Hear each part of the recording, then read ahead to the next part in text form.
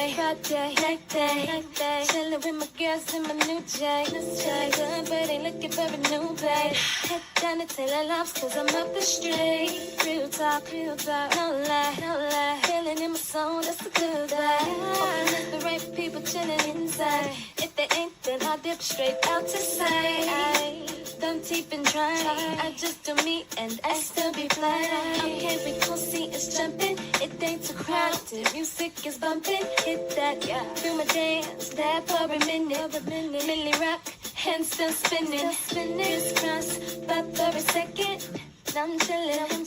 Grab your line, I hit that. She where it's at, we in there. What is the net, be extra. We bout to hit the kick that's it. Yo, what's up, man? This is your boy, Mr. SmokeFellas, man. I'm sitting out in the yard. As y'all see, I got the throwback, the Humidor on. You saw the intro. Man, we straight throwback today. Was feeling a little blast from the past. So we're going to get into it, talk about these sports, stuff that's going on in the NFL, the NBA. And let's get to it. I got my man KDL with me today. What's up, KDL? What is happening? Good Saturday morning to y'all. And that was a throwback for real. You see how young we was looking? Neither here nor there, though, man. Happy Saturday, man. Let's get it. Let's talk some sports. Well, Kev, I'm going to say me and you look young. I ain't going to say somebody else look young. He still was looking old back then. But that's neither here nor there, as you say. Let's keep the party started. And I got my man coming in. Lucky Lefty. Kansas City loading. Well, first of all, that was totally unnecessary. Completely. I know it was, man. But that throwback was dope. That was actually one of the dopest intros that we've ever done. And it also go to show how long we've been doing this shit. I was on 119. They've been gone for a minute, so how long we've been getting down, shit. But it was man, yeah, it was a good time. Actually, man, I remember that show. That particular show was amazing. We packed the house. That's when we was doing live, or this is not live, but it was, man, that was dope. We talked about something that happened in the city that weekend, remember? Yep. Everybody named Mama was there. I mean, we had Red, we had Leslie there, it was everybody, even Rio stopped through. It turned to a whole event. Yeah. It was a whole vibe. It turned to a whole event that day. Call it what you want. Yeah. It was. You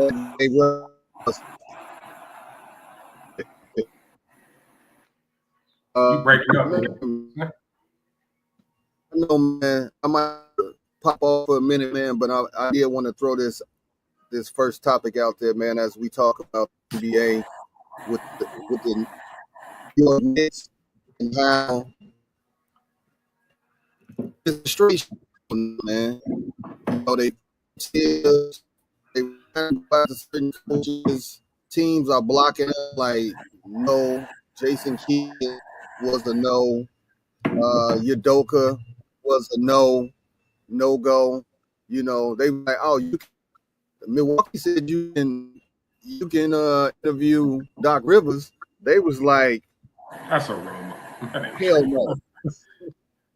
So man, let's talk about this, man. I think that was a meme. Did they mess? I want a meme. Did they mess up, man? That's what I want y'all to talk about, because did they pull the trigger? I know you disagree with it in the first place, but did the front office mess this up? Kev, I'll let you go ahead and start off. I might pop off to check my system, and I'll be back on. Yeah, you're going in and out. To answer the question, of course they messed up. It's embarrassing. Like, even if you didn't have a certain plan, right? You didn't have Mike Malone lined up. You didn't have Mike Brown lined up. You didn't have the coach from Memphis lined up, right? That's cool.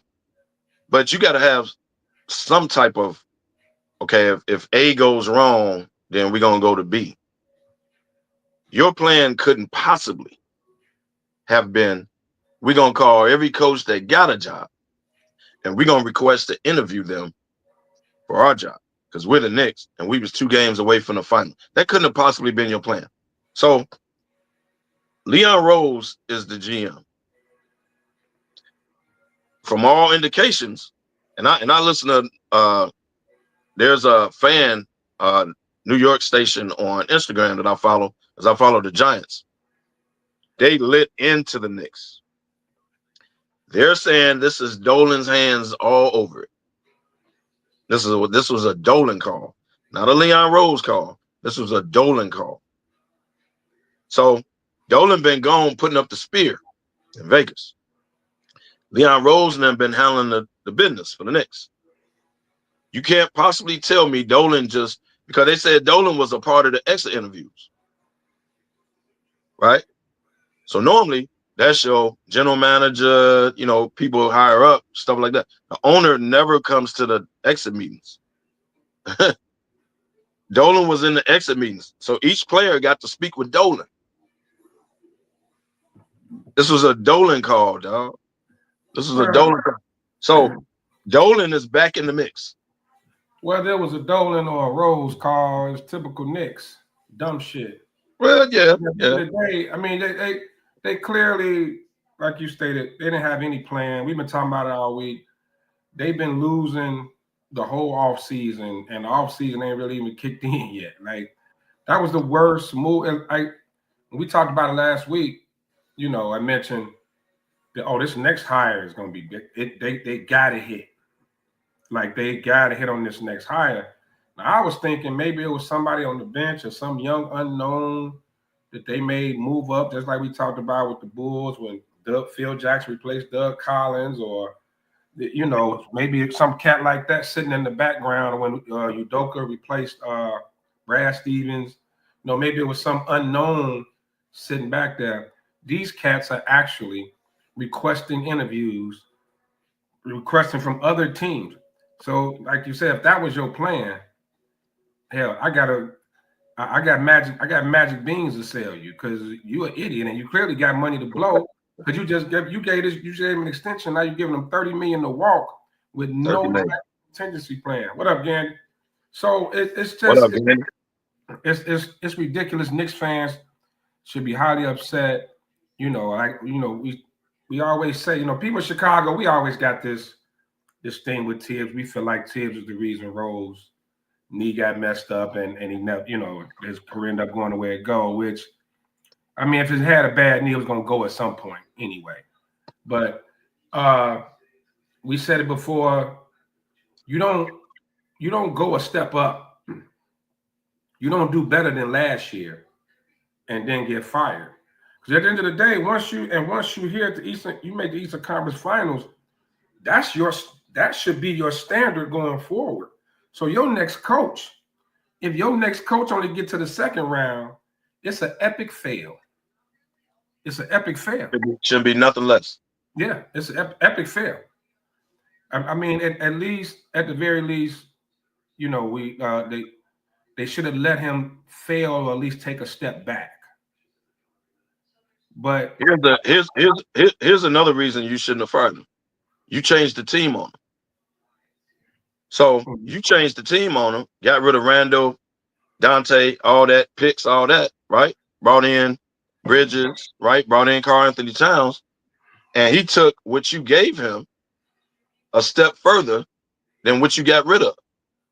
So that's all the more reason he deserves another year because, okay, we gave you a new team. You took us a step further than we did last year. Okay, let's see what we can do. All the we don't play the bench and all that, you knew that before you hired him. So we can stop with that. You knew that. That's how the man get in. And you hired him. But he still got you back-to-back 50-win seasons.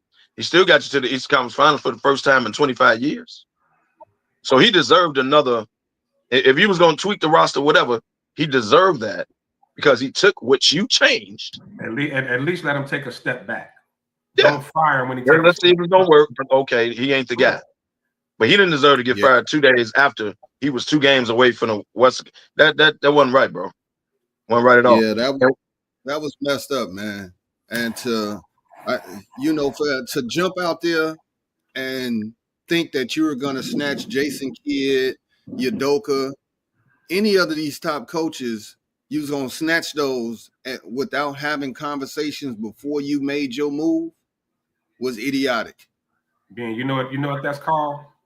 New York arrogance. We're New York. Everyone wants to come here. That's arrogant as hell.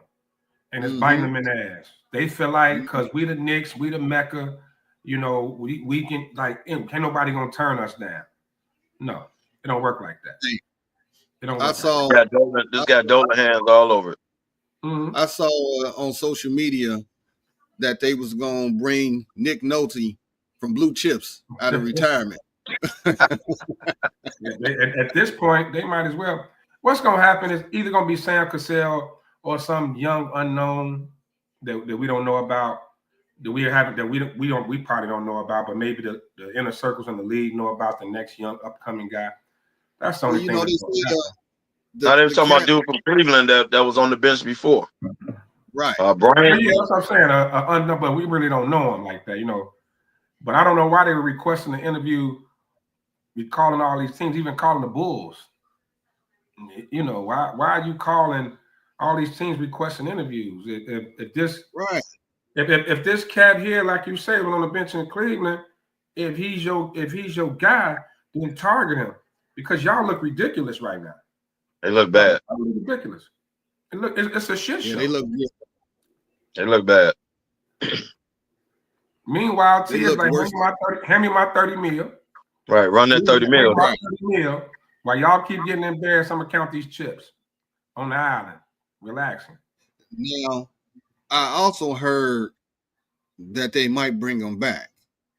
I said, now that would be the biggest shit show ever seen in any, when I say any sports league. That would be more embarrassing. First of all, the Knicks front office got an ego and Tibbs got an ego.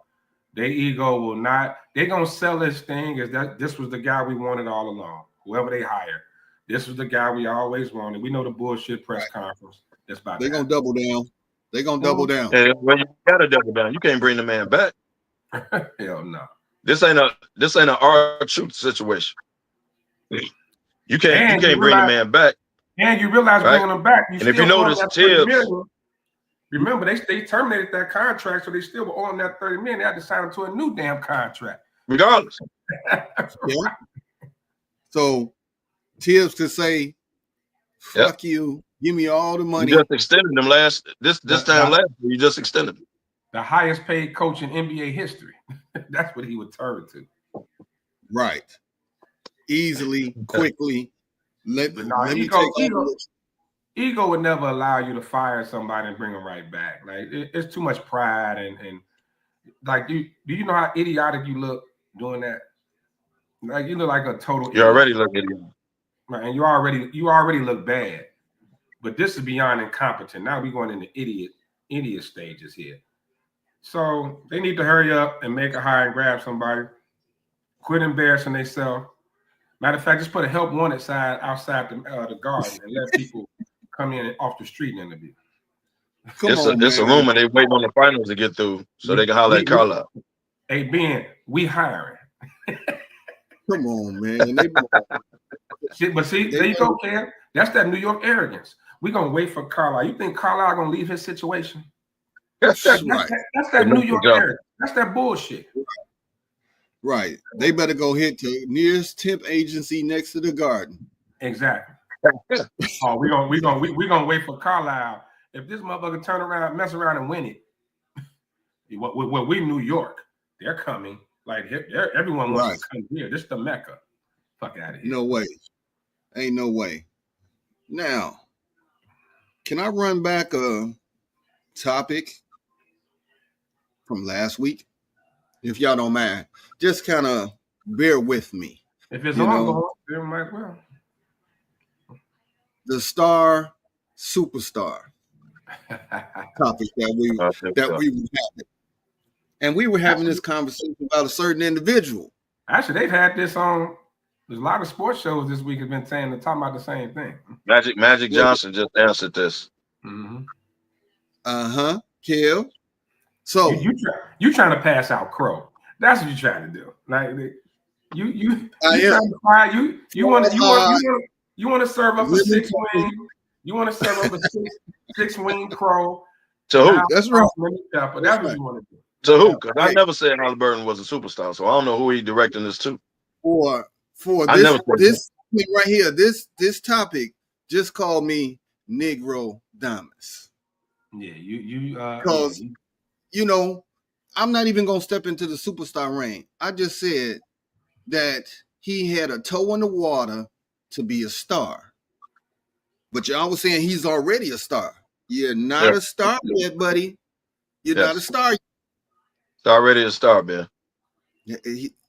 Come on, He's man. already a star, bro. He's not a superstar. Yeah, I still give him star now. If you want, he's already a star. Thing. Don't do that. He's already a star. He's started the team. He's a threat. He's not the best player on the team. That would be Siakam. But he's the star of the team. As Magic Johnson said, he got to be a guy that you go through the turntiles to see. He got to be a guy that you run home, or I can't miss this game. Dude playing. He got to be a guy that sells out, that makes sure when he shows up, it's a premium game. That's a superstar. I don't ever see him reaching that. Well, he ain't that. He ain't that. Well, but to say not a star, now come on now. You do this on the road and you do it at home to be a superstar. Right now, he's not that guy. He's not that guy. Okay. Well, I mean, he ain't consistent. I give you that. He's that, and he is going against the top defense in the league too. On top of that, it's not like he's going against bums. You know, OKC throw hella bodies at you. OKC, man, they're a different match. That's what's so amazing about the series, because you giving them an excuse. I'm not giving an excuse. I'm just saying, but we already saying, if we say he's not a superstar, if that's the argument, I give you that he's not a superstar. But yeah, it's going to be hard to average, you know, and I don't even think he's a pure scorer like that. Like SGA is a scorer. SGA is a pure scorer. It's not a game. Right. Halliburton is not that. So if we're expecting 25, 30 a game, we're not getting that. Like you definitely going to get some 16 and 11s, and that's kind of the plateau I got him at. 20, maybe a 20 here and there, 20 and 10 here and there, 10 assists, but that's all I'm seeing. So you going with him not being a pure scorer and going against OKC defense. It's not surprising that his numbers are, you know. He gave you about 15 to 20. Don't be shocked if he pull off an 11-point game. But his job is give me 10 assists. Mm-hmm. And even if he's not scoring, like we were saying last night, even if he's not scoring, putting up scoring numbers, he has to be aggressive. Because when he's aggressive, now they try to stop him in a little float or whatever. He could kick it out to Nim Smith, knee hard, wherever the hell, and they hit their threes, right? He's aggressive. When he's passive, they don't have no go-to scores outside of Siakam. So he has to attack and be aggressive. Not necessarily, you don't need 30 out of you because that's not you. Right. So you got to be aggressive. What do you mean when you say aggressive, Kev? You saying attacking? He got to shoot the ball. He got to not only. What I mean by aggressive, he has to not only get his assist numbers, because he got to do that. He's the engine. But he has to be aggressive shooting the ball. Because we just said he's not a scorer like that, though. He's not. But he has to be aggressive in shooting. Here's why. Not necessarily to get 30. But when he's aggressive and he's doing those floaters, he's going to the basket, right? He's a good helter-skelter dude. Like you give him the ball when it's panic time, and he can run around and get you a basket. Yeah. If you ask him to outright score, that's not his game. It's not his game whatsoever. He's good at helter-skelter. Kev, that's a great analogy, helter-skelter. I give you that. But you can't be helter-skelter in one quarter. You got to do that all four. That's what he do. That's all four, baby. So that's why I say you can't be a star and you only want to play one quarter. I'm not saying that's what he wants to do, but that's what he's doing. He's playing 1 quarter. Stars play 4 quarters, man. I think being okay. You coming down a little hard on him, being, but I think he kind of goes with the flow of the game, and then when he gets to that point, like Kev said, he's not aggressive as far as taking over a game until like late. So he kind of goes, and Rick Carlisle has a system too, man. It's not like you can't go out there and do the Jalen Brunson and dribble for 20 seconds and then do something. Like he actually runs a system. And he don't play the whole game either. Rick Carlisle actually takes him out. I got one more for you. One more. Do you notice that he spends a lot of time on the bench? And you be like, why he ain't in the game? Foul. That's because he's not being aggressive. He's not playing all 4 quarters, you know. So Carlisle is gonna say, hey, buddy, have a seat. Somebody go down to the bench, talk to him, get him going or something. That's not a star, bro. Or maybe maybe don't want him more down for the 4th quarter too. So let's give him credit too. It could be that maybe he don't want, he want him at less tired as possible in the 4th quarter down the stretch, because that's when he's going to shine. It's also a reason. It's also a reason when he scores 20 points, they win. They keep saying this on the broadcast every game. Yeah. The reason for that. So that's why I say he has to be aggressive. Not necessarily, you're not a scorer, right? But when you're aggressive, you open it up for everybody. Because if they got to guard you, you could kick it out to your shooters, right? You could drop it off to a Siakam. You could drop it off to a Miles Turner. When you're aggressive. When he's not aggressive and he's passive, they don't have like one-on-one guys outside of Siakam. Passive is he's just standing outside of the perimeter and moving the ball around. He's not. Yeah, he's not looking to score. It was times, man, during when they was getting blown out, he wasn't even looking at the basket. He'll penetrate, jump in the air, and kick it out. And then in the 4th quarter, he put up like 15 points, but it was garbage points. They was already down 20. Right. So it meant nothing. Yeah. But you saw noticeably he was aggressive in the 4th quarter, and he wasn't in the whole game. That was Ben saying. He only playing 1 quarter. But notice the difference. See how aggressive he is in the 4th quarter? Yeah. He don't do that the whole game, bro. Well, you know what? But he's also that cat that, he's streaky as far as scoring. So and when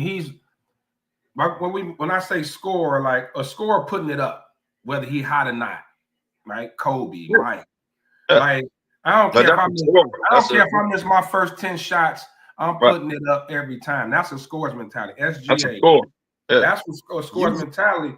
He doesn't have that. He's not that. Like if he misses first couple of shots, you're gonna see him be a little more pass first. He doesn't have that.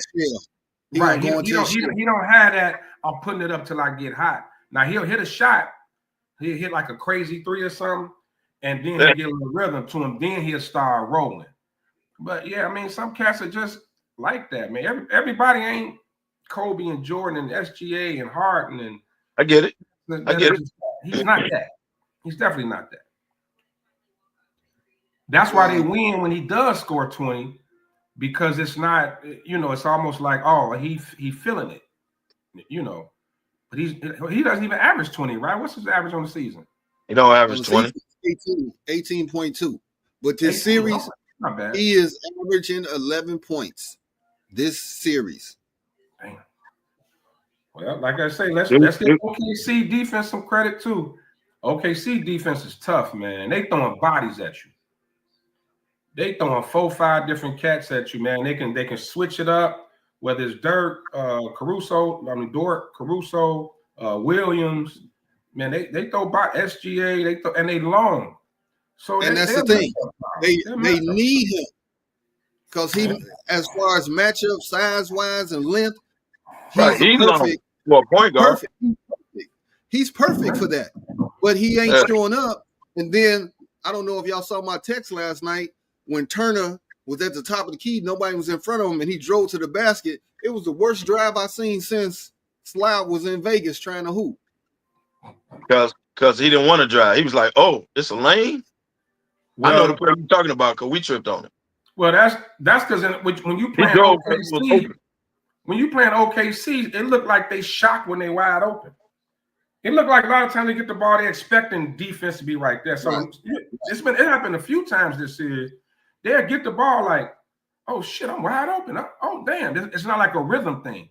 They're like they shocked. Bro, he didn't trust me. He didn't want to drive. It was the lane was so open. He drove like, okay, y'all gonna let me do this? No, it's surprising. It was slow. And it looked so awkward. That's why I compared it to slide. He didn't want to do it. You talking about Miles Turner, right? Yeah. He didn't want to do it. He was driving And like this wasn't the plan.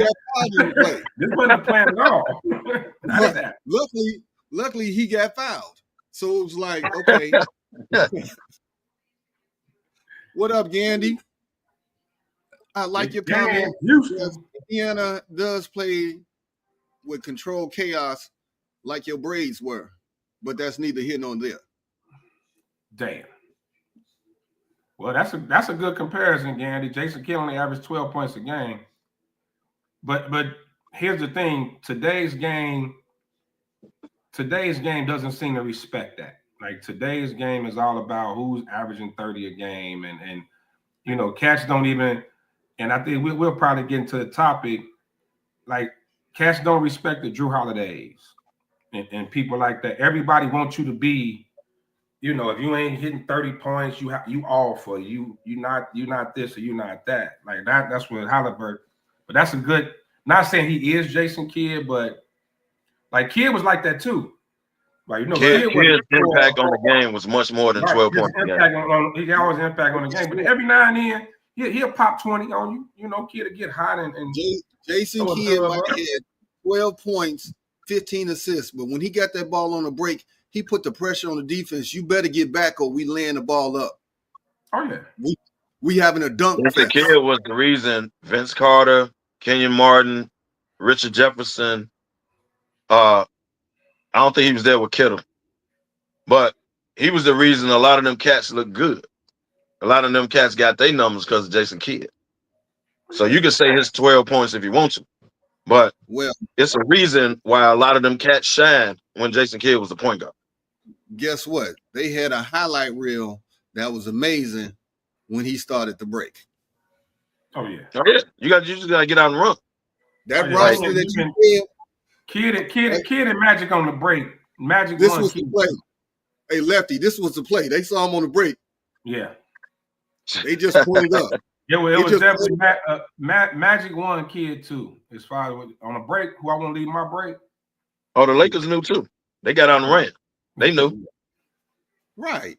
You put those two in a fast break, and it's ridiculous. So Halliburton, I don't know.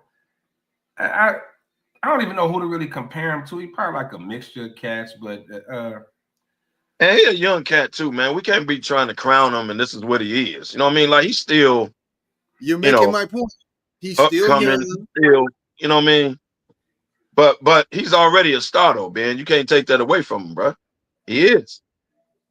He's not the best player on the team. Don't get me wrong. All I'm saying is, if you're gonna say when you think of Indiana, do you think of Siakam or you think of Halliburton? Siakam.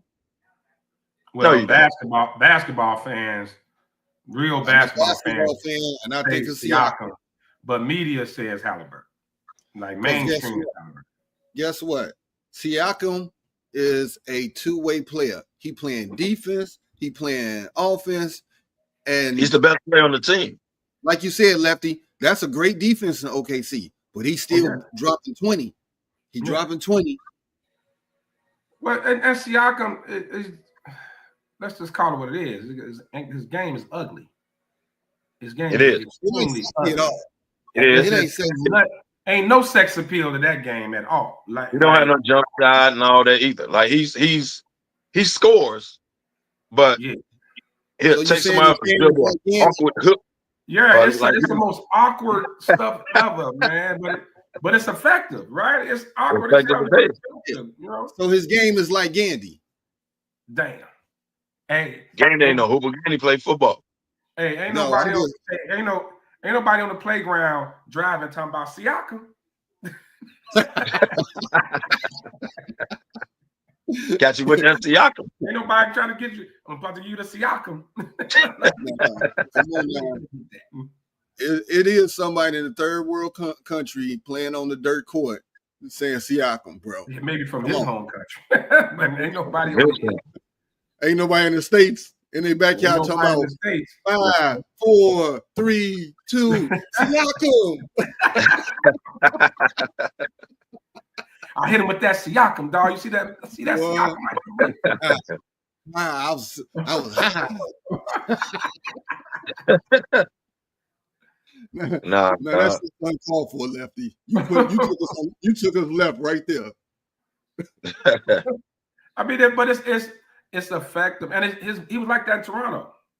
It's the same thing, and I think cats like that are not appreciated in today's game like they should be. He a hard hat that put up numbers, and that's rare. Yeah. Usually hard hats don't put up the type of numbers he put up. He hustle. He on the floor. He diving in the stands. Like he's all over the place. So that's that kind of that Rodman type. Well, he didn't have the numbers, but the energy and everything else he brought. Siakam is both. You know what I'm saying? He scored. He could put the ball in the bag. And I wouldn't want him to have the ball with the game on the line and have to dribble from the top of the damn key. No shit. Not like that. He another helter-skelter dude though. Yeah.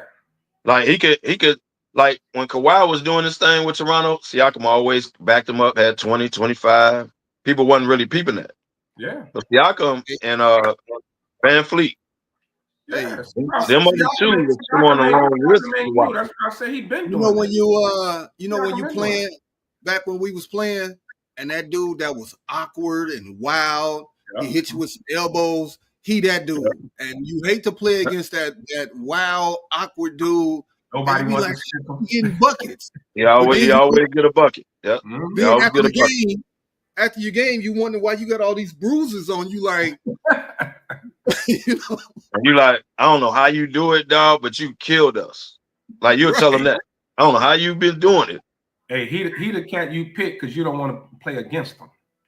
Hey man, let me get Pascal, man. I don't feel like getting beat up today. Let me get Pascal on my side. But yeah, man, it's nothing. And the same thing, man. Ain't no youngster chucking up threes talking about the Halliburton. You know what I mean? You're just not gonna get that. I mean, hell, let's be honest. Ain't nobody talking about SGA either like that. Like you're driving to the bucket or nothing. His game ain't really sexy. Ain't really nothing sexy about his game is just efficient. It's Bernard King. It's Bernard King like. If you describe SGA just efficient. Mm-hmm. It's mellow. It's mellow. Bernard King, like it's just that, you know, get to your spot, raise up, put it in the bucket. That's what he do. Yeah, it is. What up, Will Wheat? He ain't gonna have the crowd like, ooh, well, you see that? Like, oh shit, oh, you ain't gonna see that. Not a SGA game. And quiet as kept. What up, Wheat? You don't even know he got 30. He just ended up the game with 30. You be like, damn, he got 30. Yeah. No, hey, you don't even you don't peep it. You don't know he had 30 till you sit in half court looking up at the jumbotron at the score like, damn, he hit us like that. Yeah, we be watching the game and don't realize he hit you like that. You don't realize. You don't want them crazy like 10 straight point runs, then you're like, oh shit, he killing, but you don't know. But that's how smooth his game is, though. Yeah. But you know who knows he got 30 on you? Every coach on that bench. Oh yeah, like, you know they know. Well, at this point, you got to realize, man, he gonna more than likely get 30. You just got to make him work hard, man. And whoever he's sticking defensively on the other side, you got to go at him. Yeah, you got to go at him. Make him. And that's what I was saying about Brunson. Like, you can't just sit up and let this dude dribble, and come out with 30. You got to go at him on the other end. You got to make him work. Wear him down. Make him play deep. I'm gonna tell you what I don't like about OKC. What you got Chet out there, he getting dog walked by Turner when he come into the paint. You got Hardenstein, and he getting limited minutes, bro. What's going on with that? You gotta put Hardenstein in there so that sucks up Turner. Now double them up. They never have them in the game at the same time. Well, they put him back in the starting lineup last night. Well, that means because one of them have to stick Siakam, and Siakam's too athletic. Like one of them will have to stick Siakam, and neither one of them. One of them don't stick Turner, the other one. Yeah. Neither one of them are good matchups for Siakam. They'll be in foul trouble before they know it. You see them big cement boot big men trying to be out there with Siakam got it at the little 15-foot nigga, this little move. It's not gonna work. So whichever one stick Turner, he on the perimeter anyway. Exactly. He's standing on the 3-point line. He ain't really driving. Well, but it's amazing. That's clear by that drive last night. Bro, he didn't want to do it. Yeah. But it's amazing how Cat killed Turner. Okay. And now Turner is killing Hunger. I guess it's levels. Let's show you the levels, bro.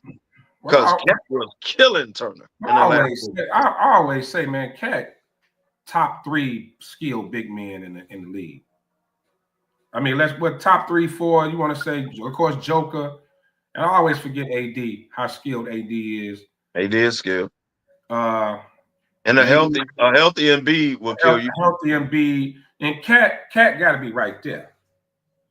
So, yeah, I expect Cat to kill Turner. Like, I don't think it's between cats in the league that can really slow Cat down when his head in the game like that. But I like Chet and Hartenstein, they're not that. You know what I mean? Like, yeah, they're not that. Chet got more skills than Hartenstein, though. Yeah. Chet just lighting the ass, dog. You see his legs? Yeah, he like his legs. That's what Turner be doing. When Turner drives, he literally moves Chet out the way. Like at the same time. He can put the ball on the floor. He is an underrated passer. And he can put the ball in the bucket. I like Hartenstein. I like Hartenstein. Yeah. You know, Hartenstein, they take Hartenstein on the team. Yeah. They told the story that back when he was playing in high school, his dad was coaching, and he had to go a whole quarter without shooting so he can learn to pass the ball. He was a scorer for the team, but his dad used to say, "You can't shoot this quarter. Get everybody else in the game." His dad should have coached you. It's neither here nor there. Oh, Kev, did he just punch me? Maybe he should have went to his dad's camp for a year. Wow. No, but I think Hartenstein is. I just think the problem is having them out there together against Turner and Siakam. So I think that's actually it's a bold move for a head coach that won 68 games, over 80-something wins, and dominating the league to make a change to adjust to a 4 seed in the East. You know what I'm saying? Well, somebody got in his ear because he went back last night. Somebody got in his ear. Well, but because what Hartenstein was doing though, the little minutes he was getting, he was effective. Like he didn't just sulk and be like, well, when he got out there, he still played hard. You know, you got a lot of cats that'll be, facing the towel. Like, oh man, I'm coming off the bench now. Hartenstein, he got his minutes, so put him back out there, man. And I don't know if you guys have noticed that your boy getting the whistle again. Yeah. Through the first couple rounds, SGA wasn't getting that whistle. But the man, the MVP, it was a crucial call with what, about 2 minutes left last night? Yeah. He getting that whistle now. Hey, he the MVP. And to me, Naismith and Nembhard gotta be dumb as hell. You know he getting the whistle now. So why are you trying to play him so physical? You just gotta put a hand in his face. Play. You know, you can't be physical with him because guess what? He thrives on making the contact and going to his shot. So he going to the line. When he go to the line 15 times, Y'all losing. But they don't know no better because that's how they guarded Brunson. Remember, they was getting through picks. That's how they guarded Brunson. The problem is Shea is 6'6". Hey, He got right. a bigger body. Yeah. Well, I'm gonna go with I think it's time for a lucky conspiracy theory. Uh-oh.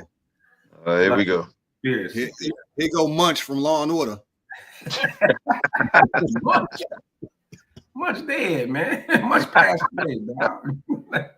That was my boy. Conspiracy theory. The ratings are so low in these NBA finals. Your only saving grace is for this to go 7. To maybe get that one big viewership, that one night where viewership is game 7, winner take all. I think that's the only prayer that they got. And I think the NBA knows it because they watching them ratings. They watching how low they are. I wonder what last night's was probably even lower.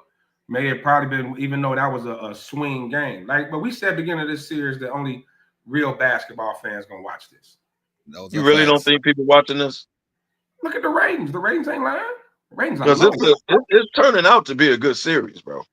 Like, we are fans of basketball. We basketball. I mean, we were gonna watch, but what I'm saying is, it's actually like if you watch basketball, it's turning out to be a good series, man. Hey, Kev, right. Tell me that you know one person that's having a watch party for the finals. Well, I mean, outside of the OKC and Indiana fans, I'm okay. LA might be got things to do. You know, I get it, but but this is actually turning out to be a good series. Like you, no, we're not debating that. It's a great series. Like it's actually a great series if you're a basketball fan. But man, like we talked about earlier, you watching SGA with his boring ass mid-range game. You watching Siakam with his wild hook shots. It's not only basketball fans going can even appreciate it. When they play, what was it? Wednesday night. When they played Wednesday night, I saw so many people posting they was watching Tyler Perry's Straw. Mm-hmm. I just grabbed the info for you. NBA Finals Game 4 ratings are not available yet. All right. However, Game 3 had a 23% decline in viewership compared to the 2024 series. That's big. Tyler Perry is making his move. Tyler Perry knocking out the NBA Finals. I mean, we sat through Denver. We sat through Denver and Miami before, so everybody get over it. And guess what? We were super pissed at that. Yeah. What was the Lords? Was it the Nets Spurs series back in the early 2000s? Remember that Nets Spurs series? That's what I think. Let me answer your question, Lefty. No, I don't remember that series. Right. No, we sat through that. We sat through that. I think the Spurs swept them, right? It was the Nets, New Jersey Nets, and the Spurs. That was real. That was low. And they had Tim Duncan and Jason Kidd was in that series. So San Antonio was never no draw either. I mean, you watched them, you respected them, but they weren't no draw. You know. I mean, you're talking about excitement, man. Like exciting players to watch. That's when you start talking to Stephs and people like that. Even Joker's not like exciting to watch. That's what I mean. That's why you're not gonna get mainstream. Right. You're not gonna get mainstream. And this is, I think, the issue forecasting for the NBA. What are we gonna do? Because LeBron's about to go. Steph 37, KD 37. Like they about to go. That's why they're trying to build these young cats up, man. They trying to get on the Ant-Man train. They trying to get on the Luka, people like that. You got to get some ratings, man. Yeah. You need a ratings magnet, and SGA is not that. So if OKC is going to be your dynasty, your ratings ain't going. So guess what? The NBA is praying that the NBA kids that's touching down college have great freshman seasons, one and done. We need y'all. Come on. Like the Mellow, Renos, you know. Y'all ain't seen nothing yet. Wait till the Cooper Flag hype train get going when he get on the floor. Hey, if he play any way like he did against Team USA, the train is well deserved. Here's what y'all forget. Kyrie is not playing the first half of the season. So it's all about him. Probably So like he gonna get some time. Probably 3/4 of the season, Kyrie out. He got hurt late in the season, real late. Okay, so that Cooper Flag gonna get some time. Yeah, and they gonna hype the hype train gonna get going behind him. He was This gonna is always get some time. American dude. He was gonna always get some time, but remember going into this even before the draft. What did we say? Cooper Flag would not end up in Utah. He would not end up in Washington. They would not put him in a situation like that. We said that. We've been said. First of all, we didn't think Dallas. We were thinking like Philly, a team like that would come out of nowhere. But never did I think Dallas. You guys talk about the face of the league. Isn't the NBA doing this to themselves? Because you're allowing the one and dones. All right. Before it used to be at least 3 years. All right. When you're one and done, you're a 19-year-old kid who ain't never had. Most kids, not all, most kids never had jack spit. Okay. Now you're off into the world. You're off into Cleveland, New York, Miami, LA, acting a fool. Now you're getting these women pregnant. All these guys having these baby mamas, and the NBA does not want to market as the face of their league a guy with multiple baby mamas, which is why Ant-Man's situation. I thought he was going to have a chance to become the league, but because of what his situation is, now I think that's gone. So the NBA is doing it to themselves because they're allowing these kids. Because remember, and that was the reason Dolores, Mike's mom, said you got to marry Juanita. You got to marry because he knocked her up, and that wasn't planned. She's like, you have to marry her. All right, if you want those millions and the endorsements, it got to be the family thing that they can promote to, the rest of America. But the NBA, by allowing these kids in, they're kind of shooting themselves in the foot. Hey Sean, I think Nike has something to do with that too. Right. Now, the NBA. Well, you remember this first whole campaign for you, bro. You can't be out here like that. NBA, I'm giving you this. You can take it. Just cut me a check. You need to have a class for the rookies, and it's called Raw is Not Law. Why you think Tatum hasn't been pushed yet? And Tatum, not tattooed, clean-cut young man, but he ain't married that girl. Well, he not married though. Well, he ain't with her no more. He with LMA now. Well, yeah, he would have. So the chick he with now, that's not his baby daddy. So he a baby daddy. So that knocks him out. Baby daddies ain't getting it. The image is everything. We had a huge debate. Me and John Paul wanted to put hands on me. It wouldn't have worked out for him, but he wanted to because I said no dude with dreads will ever be the face of the NBA. No, it will never happen. No, you got dreads. Like you'll be a star, superstar, and all that. Which is why Iverson never got pushed up to that level. They wasn't gonna get behind him like that.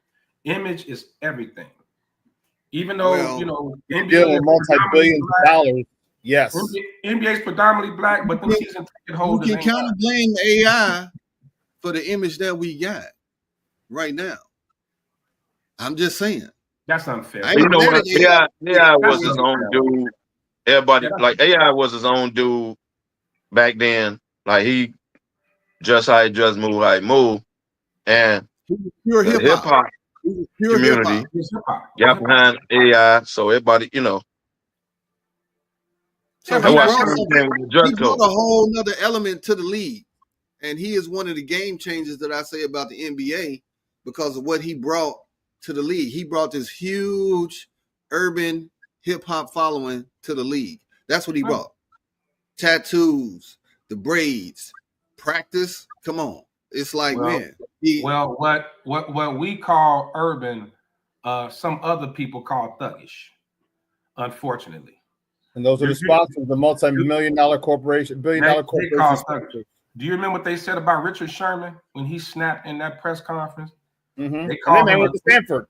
They called him a thug. He said, I'm GPA 4.0 from Stanford University. And they called him a thug because he had braids. So That did image go off. ain't gonna go nowhere, He bro. did go off now. Don't let's not put that out. He checked him. He definitely checked him. But nobody called. Remember Birdman, the white cat with all the tattoos. And He played for Miami. Yeah, ain't nobody ever called him a thug ever. Not once.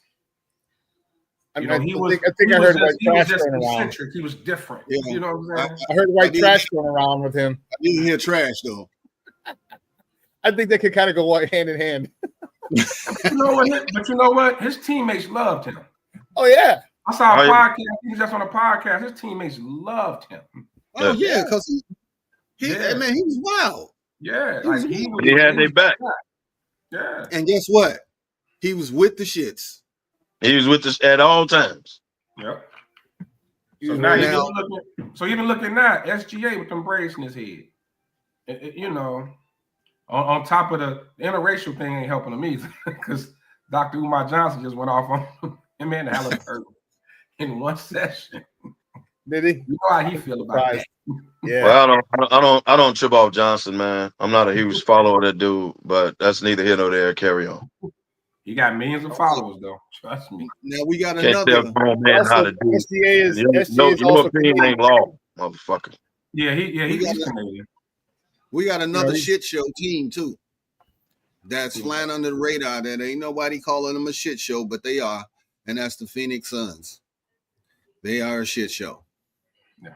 And I say they're a shit show because this whole now you looking to trade KD after you pretty much brought him there. Like, man, this is going to change the game. Bill, they trying to trade him. No. They got that no trade clause. They can't do no. You tried to trade. Nope. Tell the story right, man. KD wanted to go to Phoenix. He wanted to hook up with Devin Booker. They brought in Bill. It didn't work. So since Bill declined his trade option, which you gave him, Phoenix owner, you gave him a no trade clause. He declined it. You shifted to KD. That came over in the Washington deal. Yeah. I thought they came with the Phoenix deal. No, he got that in Washington. He agreed to go to Phoenix. Okay. My bad. But he wouldn't waive his no trade clause. So you shifted to KD out of nowhere. KD didn't ask for a trade. You tried to trade that man out of nowhere. He said, "Oh, that's what we own." So I'm not going to Golden State. I'm gonna make this difficult. I ain't doing that. We're discussing the offseason. So you brought up the trade KD out of nowhere. That's why I say you should have got more respect. Nobody really talking about. If we gonna get New York to smoke, we gotta give the Suns to smoke too. So KD said, "Okay, cool. That's what we own. Let's do it in the offseason. I ain't going to Golden State. I'm finna make this difficult as hell." Yeah. We're doing it in the offseason. That's what y'all want to do. We're doing it in the offseason. Because remember, he did not ask for a trade. Well, I don't. It's no way in hell that KD want to go back to Golden State. He's still getting kind of shitted on for that decision. So that'll never happen. The problem with Phoenix is the same issue that Milwaukee had when they traded for Dame. And I wish teams would learn from this. All that 3 superstars, super team shit is dead. It's dead. And that's why when people were saying KD to Houston, no. Now, if you can just sign him, it's one thing. But looking at KD deal with Phoenix, what all they gave up? Bridges. They gave up a lot of really Cam Johnson, Chris Paul. Like those cats really were. Dancer was just get out of town. We need him gone. But I'm just saying that's those players that people. What I brought up earlier when I mentioned the Drew Holidays and cats like that, like even you can call Caruso one of those cats that are important, and you trading those cats away for a megastar. Look at what destroyed. I'm gonna tell you now. What destroyed LeBron's Laker era is the Russell Westbrook deal. But that was a LeBron doing. Exactly. But I'm saying it destroyed. Even KCP was just on a podcast talking about that. He said we could have got 1 or 2 more rings. Yep. We'd have kept the nucleus together. Should have at least let him run it back and see what would have happened.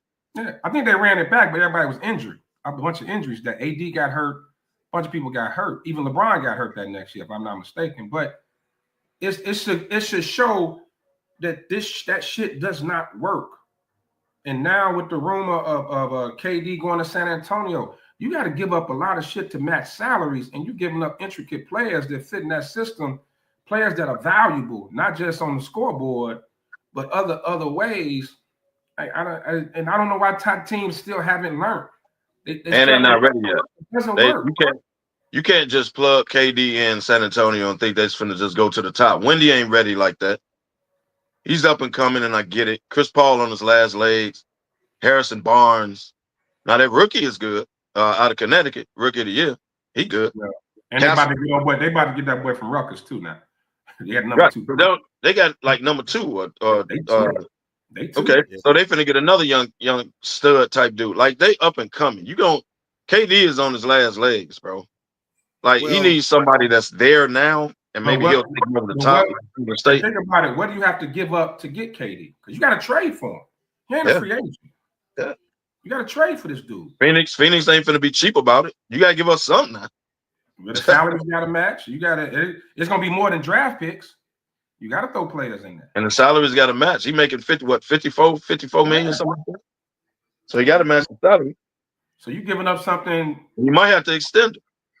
Yeah. I mean, and that's the one thing why I think we talk about the team jumping. You got to respect LeBron for this. He played out his contracts, and he went where he wanted to go in free agency. You didn't have to trade, didn't have to go through these massive trades. The smart thing that LeBron was doing, he had short contracts purposely. So LeBron signs a 2-year with a 1-year opt out every year, and he opts out every year. Yeah. And he do the same thing every year. Brilliant. Yeah. They always gave him the option to say, okay, if I want to bounce, I can. Right. I'm not putting these 5-year contracts on, or the Scottie Pippen 10-year, or the Magic Johnson lifetime contract. You know what I'm saying? Think about it, man. Phoenix was they were one of the young up and coming teams. Not saying KD ruined them, but look at what that move did. They didn't even make the damn playoffs. Trying to go with the Cam Johnson, the Devin. Like they had a like you said, up and coming squad. Do what OKC did. You just make little tweaks. You don't go massive with a deal like that. And now they even talking Minnesota with Ja Moran and pairing somebody up with Ant-Man. Don't do that. Don't do that. Ja needs his own team. He can't go nowhere where it's another ball dominant too. Anthony Edwards needs the ball. That would never work. That would never work. Because Ja dominates the ball just like Anthony Edwards dominates the ball. That would never work. That would never work. The same with Minnesota. What would they have to give up to get KD? They got to give up some of that young talent over there. Nas Reed, McDaniels. You got to give up Jamie McDaniels. Yeah, the one person that is untouchable is McDaniels. Should be. You don't think so for KD? KD is another perimeter dude. I know, but McDaniels have to be in a deal for KD though. He got to. I'm not taking that deal without McDaniels. He is a two-way player, man, and that's rare in the league now. Two-way players. Back in the day, we had two-way players damn near on every team, multiple. Yeah. Now, that's not common. So giving up a two-way player is difficult. A la Denver when they gave up Brown. He was a guard, but he was a two-way player. And when he left, it hurt him. It hurt them big time. That's where it started. Their downfall started actually then. They started getting rid of people every year. They gave up Jeff Green. Remember, Green was significant in that. Green was significant in that championship run. Yeah, it's the hard hat guy. Like every year, they just start losing people, man, and they, Yeah, KCP, another two-way player. That's right. He went to Orlando. Hurt LA. Caruso hurt LA when they got rid of him. Two-way players, man, they are so important in today's game. That hurt. You don't realize it until you let them go. Now, Drew Holiday then went to two franchises that were significant, bringing them championships, and now Boston's ready to move on from, just like Milwaukee moved on from. I don't get it. I don't get how people don't see how valuable this dude is, man. Well, they're gonna get rid of Porzingis too. But I understand. I understand Porzingis. I get it. You can move on from him. That's okay. Because he get hurt stepping out the tunnel. Like the dude is just too fragile, man. How old is Holiday? Ain't he about 35, 34, 35-ish? He up there. Yeah. He up there. Yeah. Okay, so he another vet that he's probably gonna go to another contender. Well, you take a year off from him because he did take a year off from the game to take care of his wife. So add another year onto his game, you know. Yeah. But well, we can do that with KD. KD missed a couple years because of injury. That is true. So we can technically do that with KD. Now we're at the top of the hour. We're gonna take a break. When we come back, we are going to discuss Team NBA versus Team World in the All-Star game.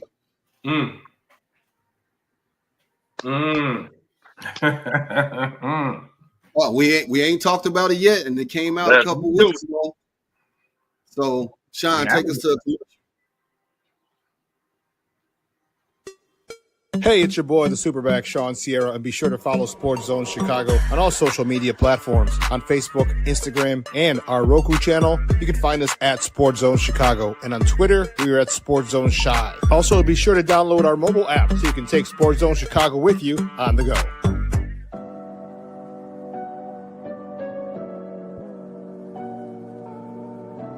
How do you take care of your mind health? For my mental health, I meditate in the mornings. I have my dogs. They're the best. I just find ways that help me just relax. Finding things that make me happy, like being close to my family. I meditate a lot and read books. I have hobbies outside of the game. I'm able to switch off. I'm able to turn my brain off from the game of basketball. Your mind health matters. Your mind health matters.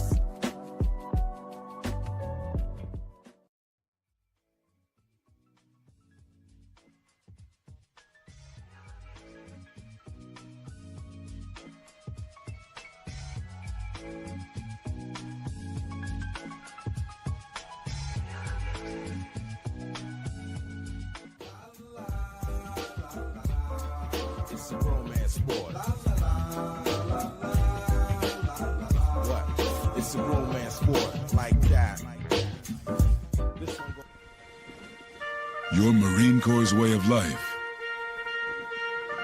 is to defend the American way of life.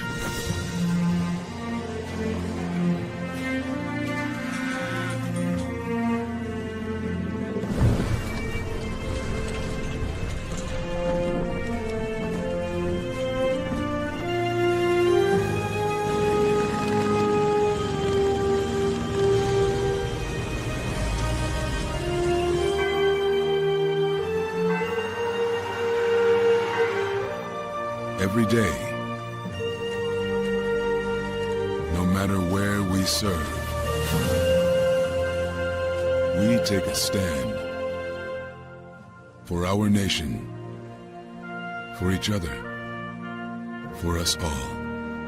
The few, the proud, the Marines.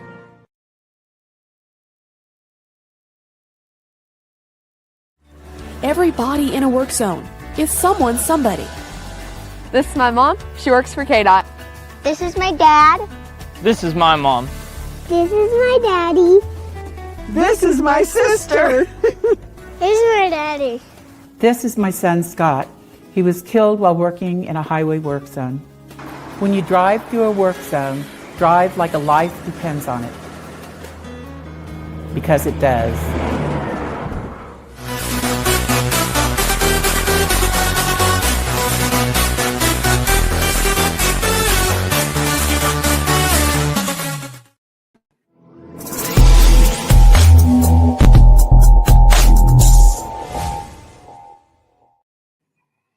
All right, fellas, as I said, Team USA versus Team World. Now, I'm going to give you potential starting five for the world. Now, it can be some plug and play in there, some different players that could plug in there, but potential You got the MVP, SGA, former MVP, the Joker. You got Giannis Antetokounmpo. You almost had it. I was close. You're doing good. Yeah, you were there. You got Luka. And you know what? We'll throw in Wemby as their starting five. Now, you could have Karl Anthony Towns. You can have Cigars from Houston, Franz Wagner. You go disrespecting Siakam again. Hey, Siakam the man might be a Finals MVP if he wins. Yeah, Jamal Murray, Zubac, Sabonis. You got some players out there now. The whole Canada team. Right. Now, Team USA, potential starters. You got Curry. Oh. Ant-Man. It won't be Tatum because Tatum ain't going to be back from injury. Right, he ain't going to be ready. He ain't going to be ready. You got Bron. Oh. AD. Now, some of the reserves, somebody got to step in for, Tatum. Are they going to put Brown in his spot?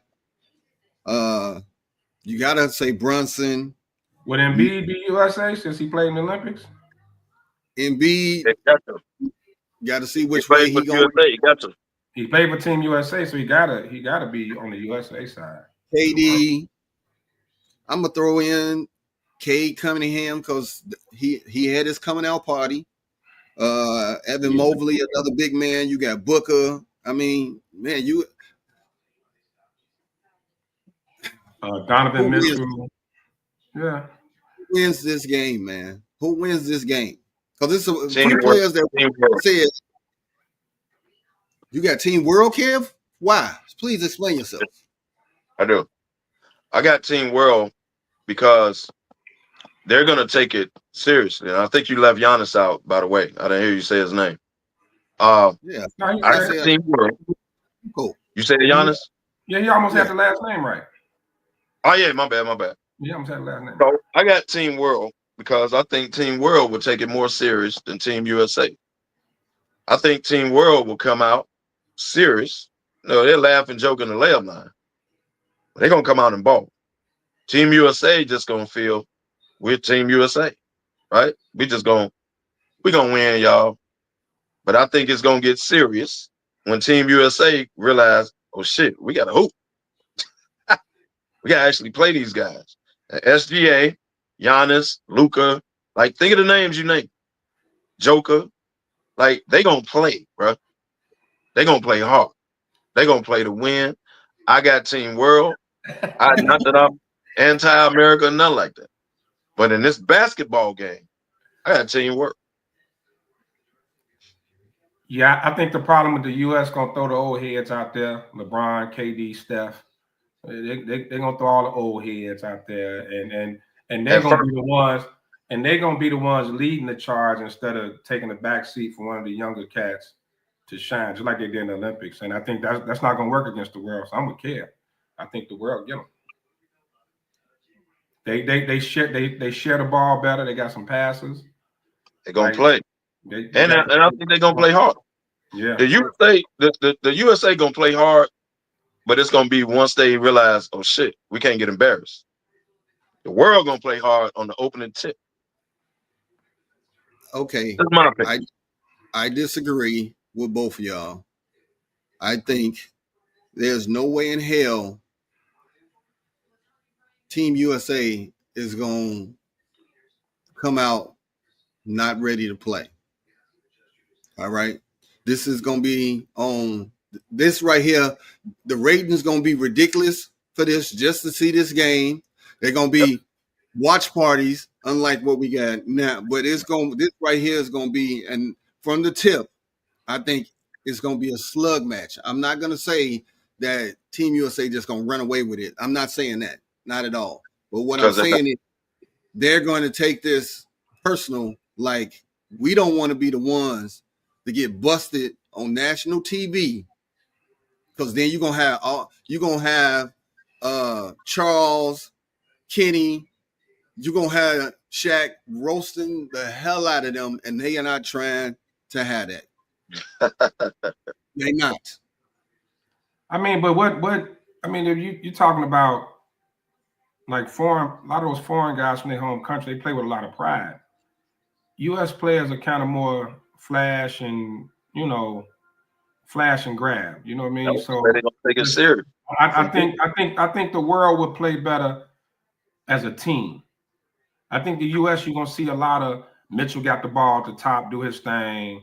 Ant-Man got the ball at the top, do his thing, chuck up a shot. Steph gonna throw up his threes.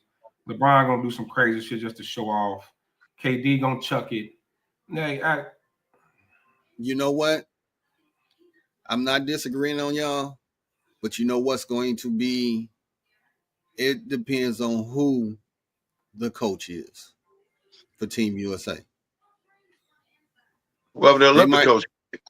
They may have to bring Pop back. Well, who's the Olympic coach? Steve Kerr retired. Who's the Olympic coach? Spoelstra? I don't know who's taking over next. Don't know who's taking over. That's up to the Olympic coaches.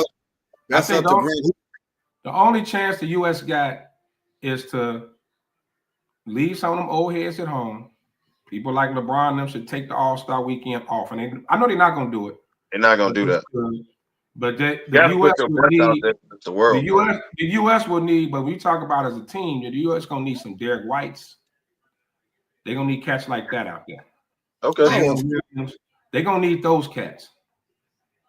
They're going to need them type of cats. You need a Derek White out there. You need a Drew Holiday out there. You need hard hat cats that ain't trying to score and all of that stuff, and they actually gonna play some defense. Like, you're gonna have to pull out some of those cats. You got to. But I think I don't know if it'll be in the All-Star game and everybody only really cares about the superstars. Are you going to put those hard hats on the team? How serious is the U.S. going to take this? Like, even when they building the team, I'm pretty sure the fan voting probably is out. But I don't know if it's going to what type of impact that's going to have if they even having a fan voting. But how are you going to assemble this team? Are you going to assemble it like you're getting ready for the Olympics and make sure you got some cats who do the dirty work? Or are you just going to throw all the superstars out there and say go for it? I don't think, because it's an All-Star game, you can't get rid of the fan vote, right? Because it's an All-Star game. Mm-hmm. So whoever makes the All-Star team, that's the team. Like, that's what it's just gonna split it. World the fan vote have to be used for both. You can't have a fan vote for the U.S. and not for the world. So it's going to matter on both sides. So that's what I'm saying. They're not gonna get rid of the fan vote because it's All-Star. They're not gonna do that. I don't know how you separate or whatever, but right. Individual team. So you go fan voting, you automatically getting Bron and Curry. They're gonna get vote. They're gonna get voted in. That's okay. And KD. More than likely KD, right? That's off top. You're gonna get those dudes. So Devin was Devin from here or from Canada? Yeah, Devin Booker is from USA. Devin Booker, you got Devin. Like I just see a bunch of guys 1-on-1 trying to ooh out a crowd over, like you say, the world team ain't gonna try to be sexy with it. They going at it. They just gonna hoop. They're gonna go at it. They're gonna go at them.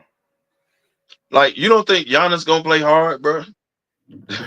You don't think like they gonna come out and the USA gonna notice like, oh shit, we gotta play against them. Have you ever noticed Giannis in the All-Star game? Oh, yeah. He don't care. But he only got one speed though. That's Giannis. He don't know. He can't like fake. Like he only know how to play hard, dog. I mean, because that's how he became who he is. He's not a skilled basketball player. The only other dude I really saw play hard that took it serious was Kobe Bryant. Like, Kobe was out there like, let's hoop. Let's see who the best. And everybody else like, hey, man, hold on, dog. We just all-star, man. We just chilling, you know. And Kobe took it serious. That's how Giannis takes it. But I think the question you're going to have to ask is the world team going to come in with an Olympic team mindset, like they're going for a gold medal? And are the U.S. players, or are the U.S. play and are the U.S. players going to come out like it's All-Star weekend? We partying, kicking, and having a good time. Like, You're making my point. You're making my point. The world is going to take it serious from the opening tip. Yeah. They're going to take it serious. And the U.S. go, oh, shit, we can't get embarrassed out here. Hey, y'all, man, we need to break something up from half court and all that. Like, well, no, you know, not the game. One thing about the world team, they big. They big and they all athletic, unless you want to point the finger at Luka and joke it as far as their defense. Yeah, they on that suspect. So, you know, that is one way Team USA always gets them, because that's all they're going to do is put them in the pick and roll and then just abuse them too. Yeah, but I think what we just pointed out too with this comment, though, how are you going to assemble that team? Like, are you going to get some defensive cats out there? Are you going to get them Derek White, Drew Holiday types out there? I don't see it.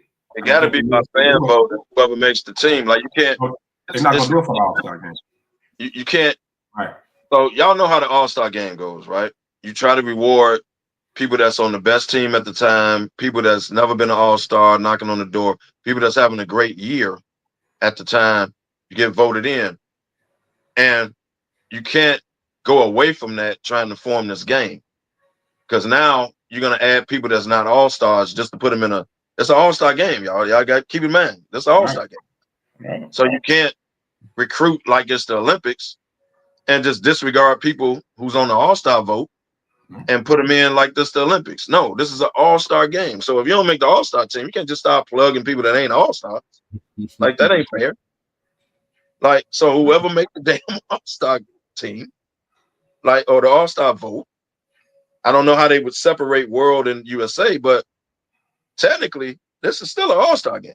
It still go by votes. Which is why I think the world gonna put hands and feet on. Yeah, well, I agree with that. Team concept, they're gonna put hands and feet on the US. I agree with that. But how do you but think about it, y'all? It's the All-Star vote.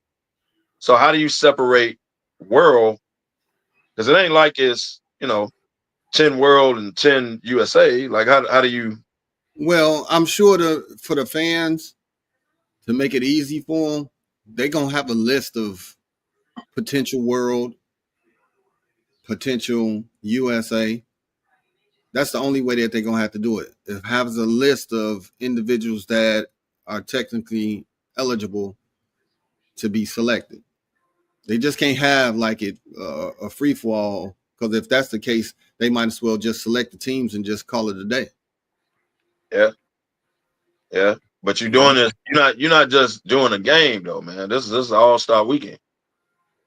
So it's unfair for people that get voted, in the All-Star ballot to got to step aside because they're trying to put this game together. Now you changing what it is. Like, if you just want to put a game together and let's get ratings and let's see how it go, cool. This is All-Star weekend. So that's disrespectful for the people that got voted in All-Star.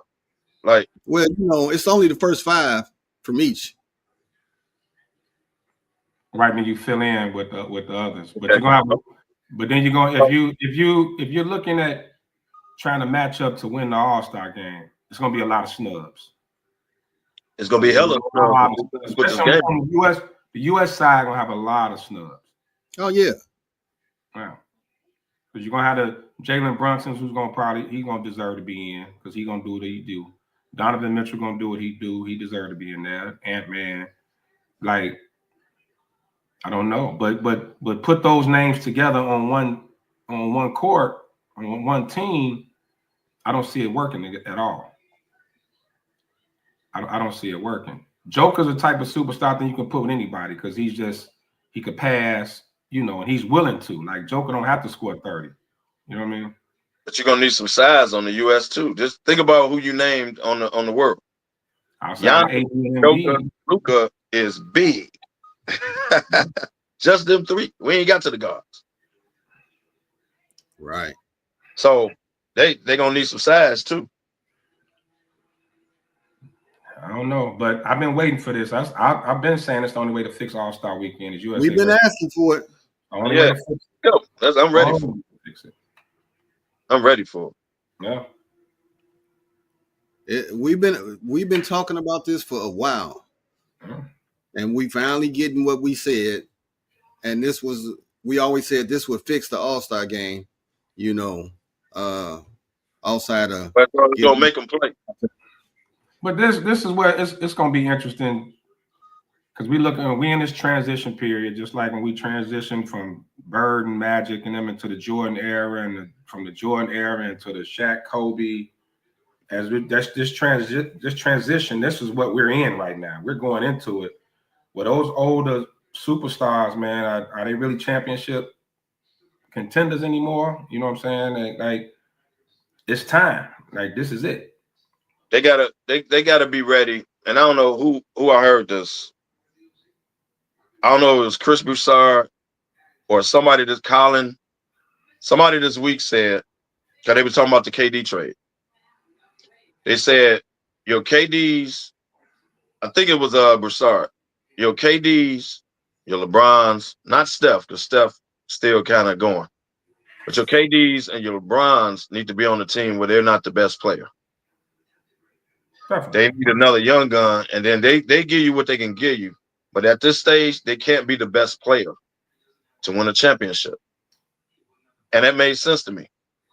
Like KD you can't rely on KD to give you 30, 35. You can't rely on LeBron to give you 30 a night. That ain't them no more. They need to have some young gun that's not necessarily, let's say, better than them per se, but they got to be the dude. And LeBron and KD just give you what they give you. Steph can still do it, but he's kind of winding down too. Like he's starting to get hurt a lot. Right, picking up nagging injuries. Right. Picking up nagging injuries. So, but that's when when you go back to the Luka trade with the Lakers, I think they realized it now. Like a team like the Lakers going into it, it's not about Bron no more. It's not they got built on Luka. It's building around Luka's skill set. For the Lakers to be successful, I think Bron's going to have to average the lowest he's averaged since his rookie season. Like Bron going to have to be around that 21.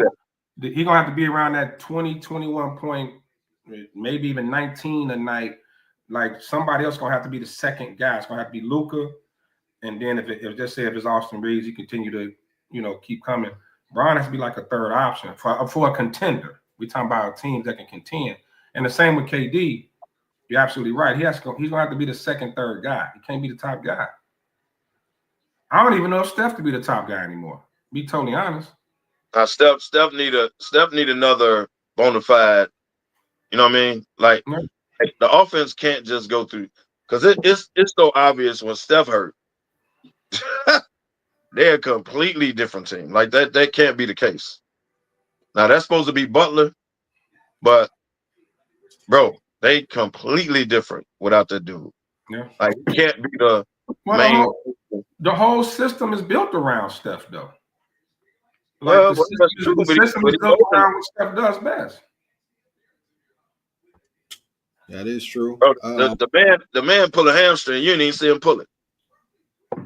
He just pulled a hamstring. Well, I saw when he did injuries. When he did it, he still came back down and made a three, and then that's when he was like, "Oh, something ain't right." Yeah. Take that. We need that 20. You know how when you first feel that tweak, you're like, "Oh shit, okay, let me see if maybe that's just a little." And then you run up and down that court. You run up that court once or twice. You're like, "Nah, I can't do right." this." When you try to move side to side, it's like, wait. Right. I don't know, man. It's gonna be tough, and then the U.S. definitely gonna be at a disadvantage without Kyrie and Tatum, because neither one of them gonna be there for the game. They ain't gonna be ready at that time. You're right. Forgot about that. They ain't gonna be ready in February. Get to some NFL, man. It's almost training camp time, brother. Well, hey, your man showed up in town. He showed up in town. OTAs. People are like, oh, Aaron Rodgers. People are, they ain't got on this Aaron Rodgers train like crazy. Like, oh, y'all forget what this man could do. And it's like, well, he hasn't shown it in 3 years. So it's like, how can we just say, oh, he just finna bounce back to his MVP season, Well, I think people are looking at it more from, well, we won 10 games with Russ and Justin Fields. Why can't we win at least can't win the same amount of games and possibly a playoff with Aaron Rodgers? They still feel like they upgraded at quarterback in their opinion. And I can agree with them that even though Rodgers hasn't been Aaron Rodgers from Green Bay, he's an upgrade over Russ and Justin Fields. Okay, I rock with that. But again, you don't need MVP Aaron Rodgers. Bro, this is not your system. This is not your team. All we need you to do is come in here and be Aaron Rodgers. Don't turn the ball over, move the ball, right? We don't need you. I don't need MVP Aaron Rodgers, bro. We are a running and defensive team. We are who we are. So we're not throwing the ball 50 times a game. I'm quite sure they've told him that. Hey, man, we don't need that. We need you to steady the ship. Don't turn it over, right? Like, I don't need MVP Aaron Rodgers, man. This ain't that. Can his arrogance accept that? This is last go round. He has to. He only signed a 1-year deal. I think to me, he just doesn't have I don't see a guy that cares about winning championships anymore. Like different when Brady went to Tampa, right? When he went, Brady still wanted to win. Brady still had to prove it. I'm gonna prove that it was me, not you. Like he was still on. I can do without Belichick, right? Rodgers doesn't have that attitude like he does anything to prove. He just doesn't. To him, I'm me. And this is what it's gonna be. Are you gonna accept maybe only throwing the ball 20, 25 times? Pittsburgh typically known for being a running team, that ground and pound, play good defense. I mean, he gonna want to use Metcalf and Rodgers gonna want to get off. No, so, they don't let him throw the ball, but this ain't no 50 times game type thing. Like he got to. Rodgers is going to have to let his tight end and that slot receiver gonna have to eat.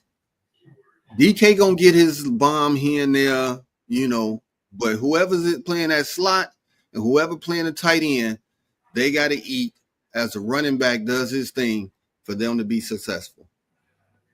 Negro Damas. Okay, but he has to realize that, bro. And then you got to realize that didn't nobody else want you. Let's talk reality. Nobody else wants you, dog. No. So whatever they ask you to do, you got to be humble and willing to. You know what?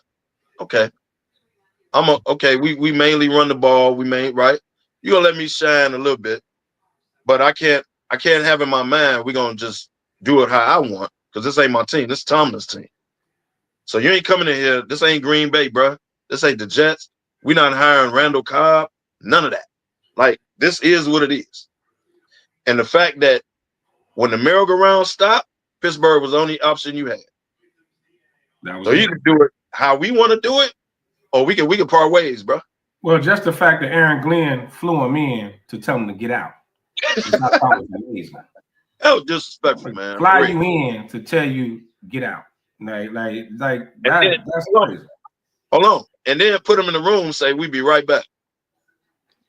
Came back, yeah, dog. So we decided we just gonna go.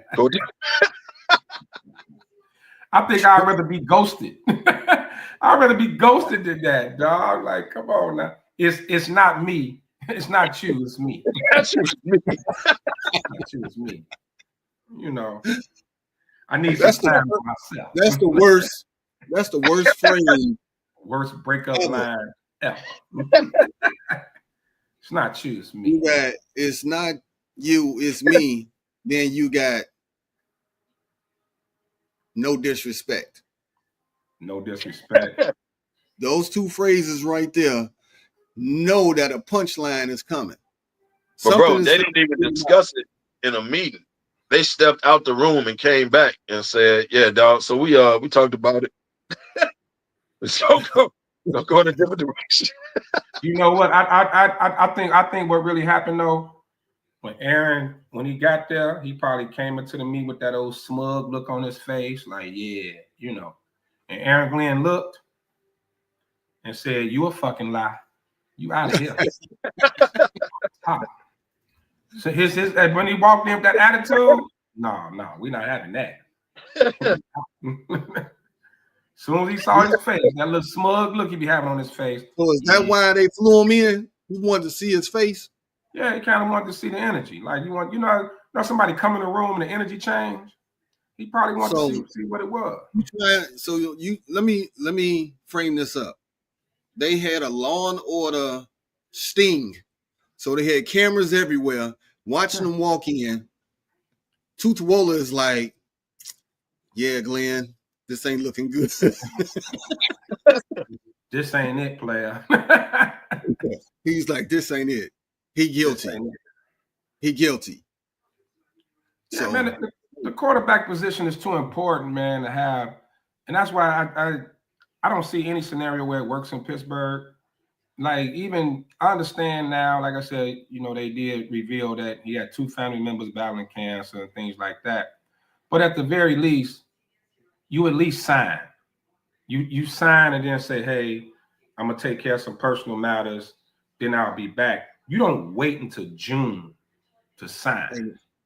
But the deal was already done. He just didn't sign it. The deal apparently But really, the players didn't know that, kid. Look stupid, and Pittsburgh wasn't making no comment whatsoever. The deal was already done. But at least, but the players didn't know it. Who that said to leave his old ass in the retirement home? The organization did. Right. How you gonna tell a team? But see, the thing is, even after he announced that he had 2 family members with cancer and all of that, that's what he was dealing with. Nobody cared. Nobody gave him no sympathy. They just said, whatever. You know, they still was throwing him under the bus. But the organization never made a comment. The players were chirping because the players didn't know what was going on. Tomlin, you never heard the organization. No, Pittsburgh never said anything. Yeah, but players also understand too. It was done. Players understand too that you're just a quarterback. You're supposed to be the new leader of our team. Yeah. He doesn't have a rapport with the center, with none of the receivers, like nothing. It was no off-season, like flying out to Florida and working out together. It was none of that. Like, I'm just gonna come in June OTAs with my shorts on. I'm calling the plays. I run the squad. Like I'm the captain or whatever, and we're gonna get behind this guy and follow him. I don't see how that's gonna happen. I don't see it. Which is why he showed up for mandatory. He didn't show up for OTAs. Mm-hmm. He showed up, walked right in, signed the contract for mandatory OTA, whatever it is.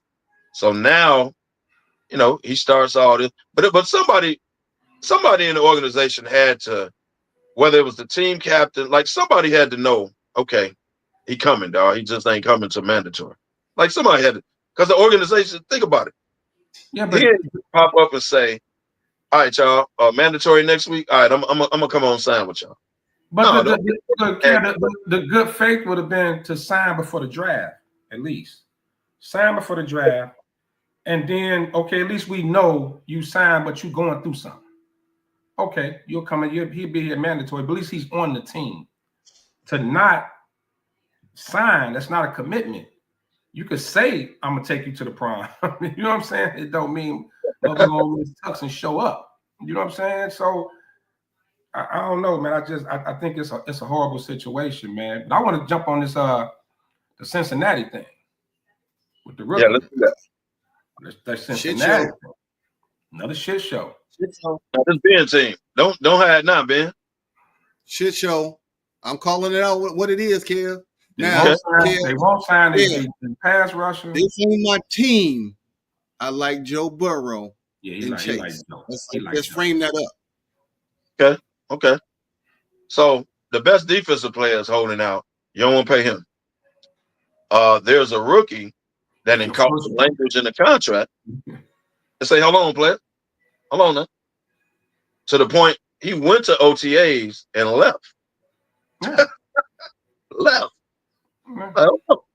He changed his language. Either he caught it or his agent, somebody caught some language to where they was trying to get some money later on. Something wasn't guaranteed or whatever. Whatever the language was. He said, hold on. So he didn't just sit out. He bounced. He left. Yeah. Well, let's put some of this on Joe Burrow too, because I think the mistake he made was publicly coming out and saying he wanted Chase and Higgins back. Didn't put Hendrickson in there at all. It's still the same thing. Joe Burrow put up amazing numbers last year. So does he care? Does he only care about his numbers, or does he care about winning? Because let's face it, I don't care if you Patrick Mahomes, Tom Brady, whoever it is. If you ain't got no defense, bro, you ain't winning. You ain't winning no bowl. And that was the problem. Yeah. You're not getting a chip. And then to take your first round rookie was Shamar Stewart, if I'm not mistaken, right, Sean? I think it's Shamar Stewart. And I think it's basic language that's supposed to be in every rookie contract that they try not to give them. It's like some basic with the guarantees or something. Like they trying to like hold on. I just want what the rookie's supposed to get. Yeah. Yeah, it's something that they playing with. I don't understand what's going on in Cincy. This organization has been, go all the way back to Carson Palmer. Palmer got to the point where he threatened to retire. Damn, you gonna go back to Palmer?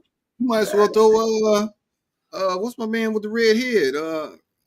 Andy Dalton. That's right. Andy Dalton. Yeah.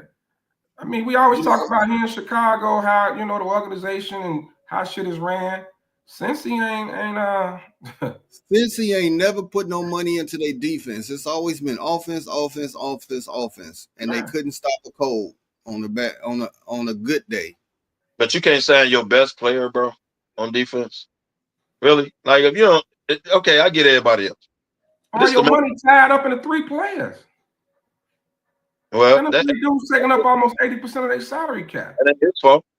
Right. Shannon Sharp said this a long time ago. He said, hey, man, when it comes to free agency and you want to sign me, I ain't got nothing to do with your salary cap. That's a you problem.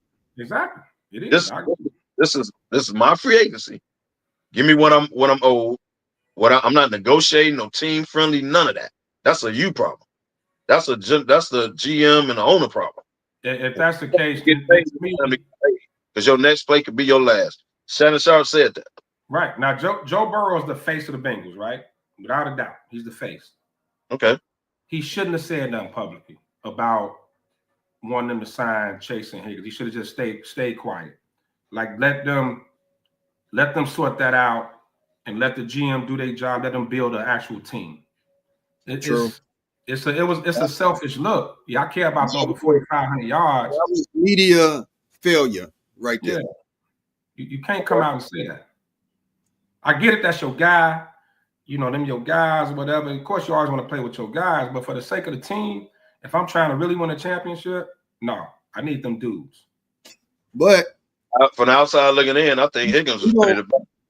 We don't know if one of them media guys, how they trick you into talking about something and they be real cool about it, and then they ask you this question, and then you responding to the question, and now it's flipped into a whole nother thing. Then he say, well, what about your defensive guys?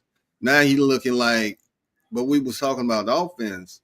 Now that could have been it. I'm just saying, could be. But I think they're going to take care of him because if they don't need him, they're going to have to.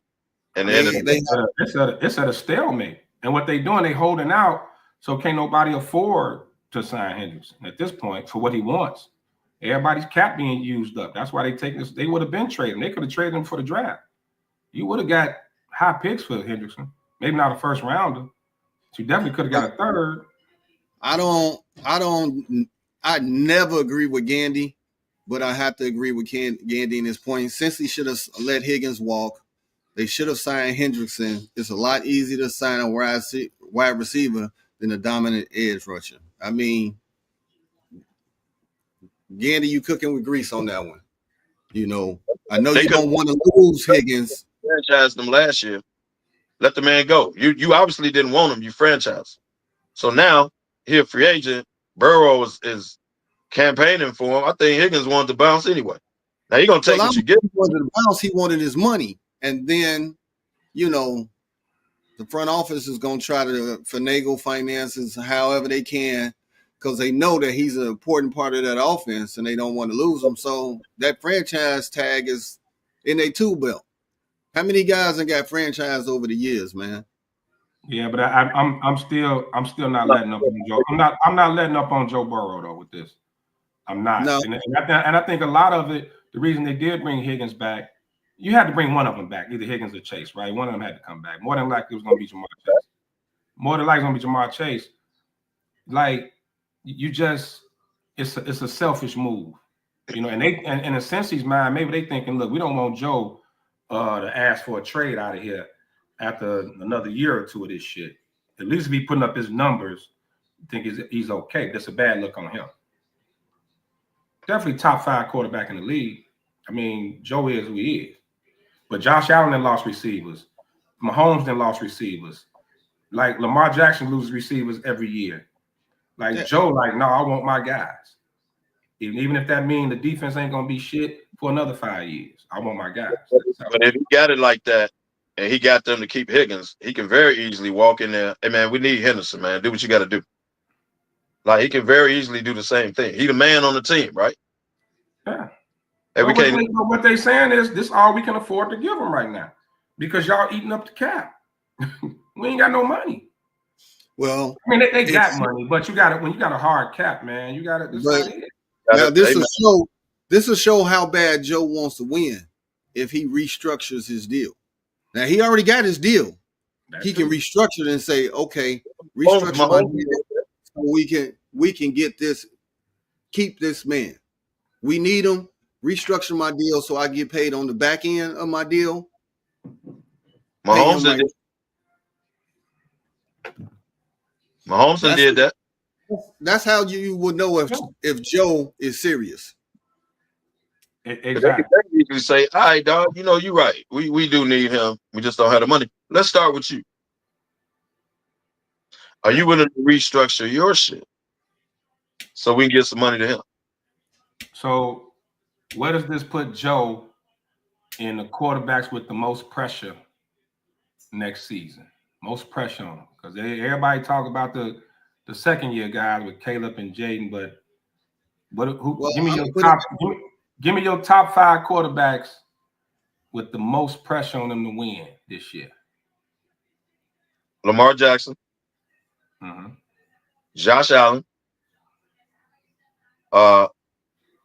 Joe Burrow is in that conversation. That's 3, right?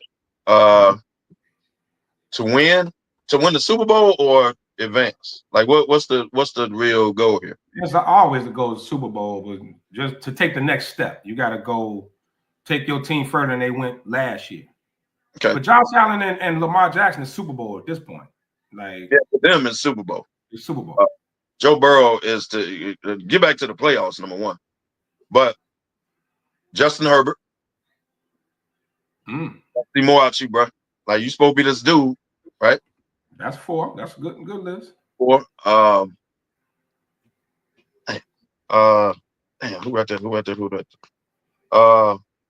I'm shocked you ain't got this one, because he in your division. Dak Prescott. Dak Prescott. Okay. How long we been on Dak, man? Can I give you my 5 before you go, Kev? Go ahead, man. My top 5, and they are in order 1 through 5. And I'm gonna give you a honorable mention. Rodgers is number 1. He got a lot to prove. Number 2. Yeah, pressure is mug when it comes to him. Number 2 is Dak. Number 3 is Josh Allen. You got to get over this hump sooner or later. And matter of fact, he is 3A and 3B is Lamar. Okay. Then I'm coming with Burrow. And my honorable mention is Caleb. Caleb only in year 2. That's not fair. No. Pressure-wise. He has been handed. He has to be better. Everything. Come on now. Man, I'm speaking on pressure. Pressure to do better. Have a big year. Have a big year. That's my list. I like your list. I'm not necessarily with the order though. Because for me, I'm putting Josh Allen and Lamar Jackson 1 and 1A. Yeah. Like they gotta be 1 and 1A, man, because they at that ceiling, man. Like it's damn near Super Bowl or bust for those cats right now. But it's true. Anything outside of the Super Bowl for them is a failure. Yeah. So that's why I put. But I agree with the rest of your list. Definitely Dak. Why is Aaron Rodgers on there though? What pressure does Aaron Rodgers have signing a 1-year contract with a team that's not better than Josh Allen or Lamar Jackson's team, and he's in the same conference with Patrick Mahomes? Like, what pressure does he have? Because it's a team that's won 10 games every year, and with a coach that's never had a losing record, and you bringing him in, you got to at least get out of the first round. You got to at least win a playoff game. Yeah. He is out of that first round, especially after that shit showing with the Jets, what we just saw. Right. Like, because guess what? That's all they're gonna remember in his legacy is the last 3 to 5 years. Because before that, he really doesn't have this huge resume of winning. He got 1 chip. He got one. He finna win 1 in Pittsburgh. Like what's what? He got 4 MVPs. But if he's gonna retire after this, come on, man, you gotta have a good showing before you say it's all over, or they gonna you gonna be that mediocre. Yeah, because now I think you're looking at legacy now. Because what if Pittsburgh only won 7 games with you, and we won 10 with Russ and Justin last year. I mean, you supposed to be when Brett Favre went to the Jets. Remember when he left Green Bay, went to the Jets, pressure was on. He did all right. Then he went to Minnesota, pressure was on. He almost got them to a bowl. You got to get there. Right. So I agree. There's a lot of pressure on Rodgers. I'm gonna give you a young cat with more pressure on than people think, than people are saying. I think Jaden Daniels got a lot of pressure on him. Oh, you know what? I got him down right below Caleb. Yes. Because he peaked fast. They got to the NFC Championship. You can't go backwards. Bro, y'all putting a lot of pressure on year 2 quarterbacks. That's bro. Like what it is. Like so you trying to tell me that the pressure wasn't on CJ Stroud?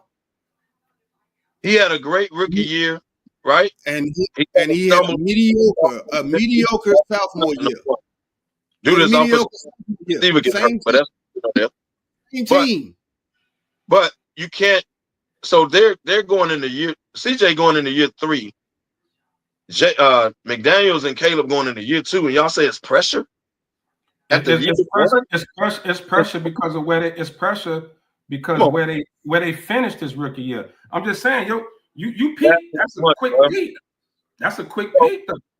Okay, so Jaden Daniels.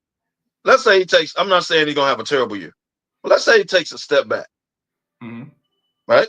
And let's say Washington all that this year, whatever. They're still good. Like Houston still made the playoffs, but Stroud didn't have the season he had. Why is the pressure on him in year 2?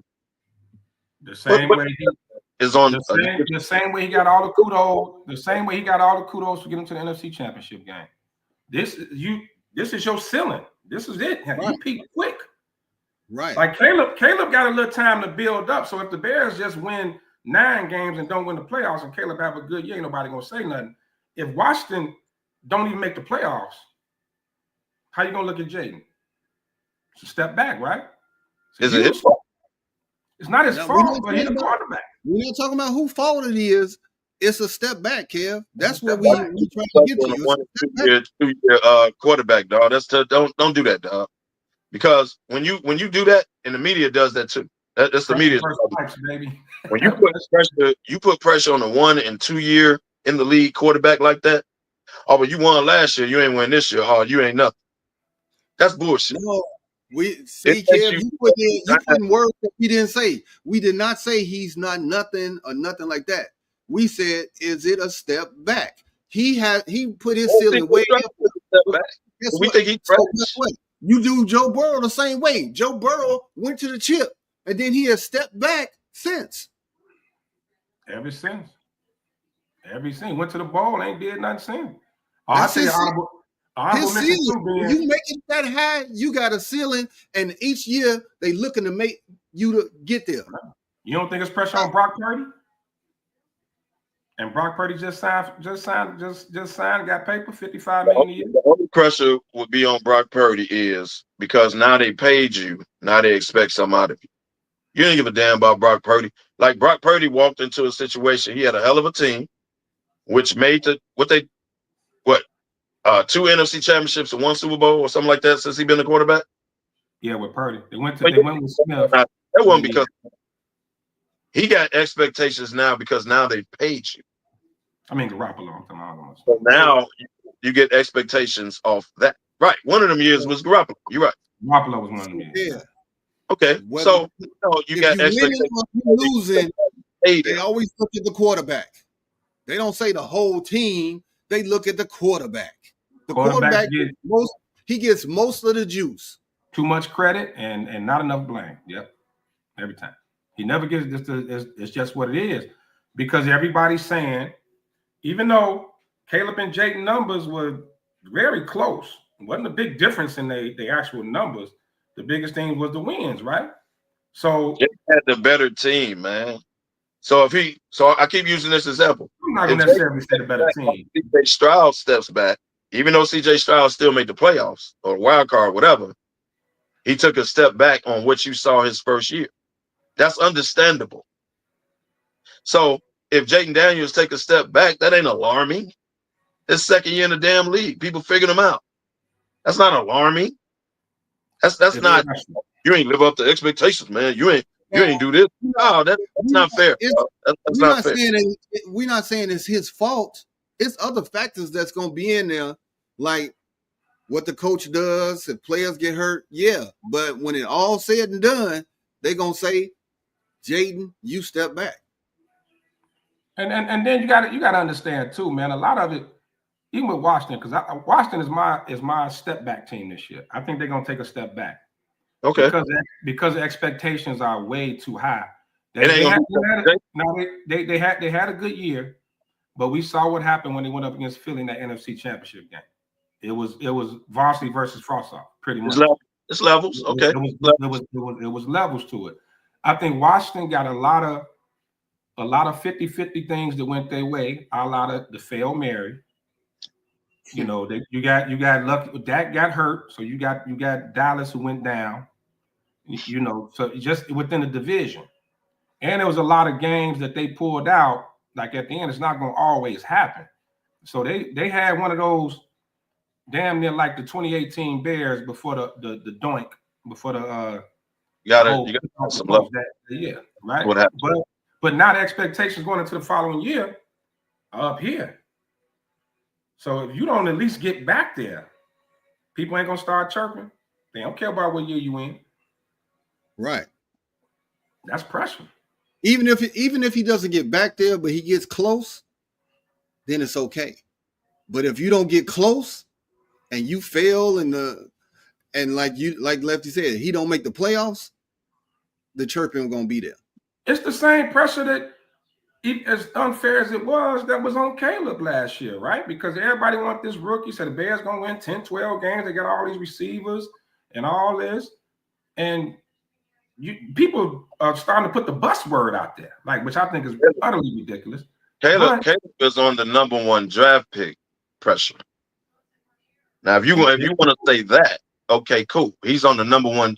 You're the #1 draft pick. You were supposed to be all that. Okay, that's a different thing than him just going in his second year. Oh man, we need you to shoot up the charts, dog. We need you to be hold on, dog. Man, only in the second year. Now, if you want to say #1 draft pick pressure, okay, Kev, I want you to hear what you just said. So when we sitting in the shop watching the game and Caleb is playing and you dogging him and you all on him, oh yeah, this gonna come back. He's in his second year. Give him a break, Kev. But you ain't gonna do that. No. I got on him for holding the ball last year. Y'all remember when I was yelling out, holding the ball. Hold the ball again, you gonna dog him. You're gonna dog him. Playing off time. Not playing on time. That was his big issue. But when you look at the numbers for a rookie, those are outstanding. Those are pretty good numbers for a rookie quarterback. Even if took 70 sacks. Yeah. He still put up numbers. Cool. And like you said, if you really compare the numbers, he wasn't that far off from Jay McDuffie. Cool. But man, still only in the second year. See, I'll come to his defense on this. It's only in the second year, dog. Yeah, now let's see if the offensive line improve. He don't take as many sacks, right? Let's see if Ben Johnson makes him get rid of the damn ball. I'm recording you. I'm recording you right now. I'm saying, I'm gonna take his side in that I don't think he has pressure to be like you saw what you saw what Jaden did. All of a sudden, Caleb was supposed to repeat that. You saw what CJ Stroud did. Caleb was supposed to repeat that.